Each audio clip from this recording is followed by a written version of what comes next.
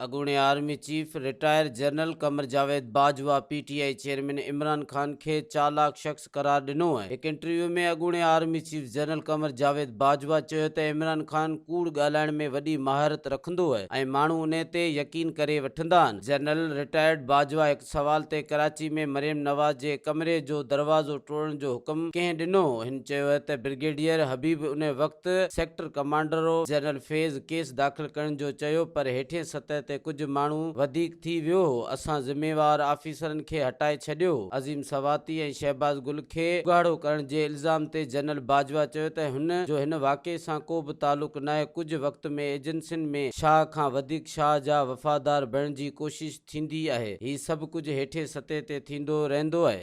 अस्सलाम वालेकुम, this is Farzana बाहर। सूमरा वॉलपेपर दुकान कासमाबाद में खुली वियो आहे। ओहो ज़बरदस्त।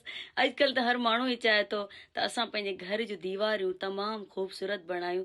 इन करे ई कासमाबाद में सूमरा वॉलपेपर दुकान खुली वियो आहे। त तव्हांखे अगरि राब्तो करणो आहे त रांझन अली सां राब्तो करे तव्हां पंहिंजे मज़ीद ख़बरनि ऐं तफ़सीलात लाइ विज़िट कयो असांजी वेबसाइट www.awamiNewsHD.com ऐं ॾिसंदा रहो अवामी न्यूज़ HD।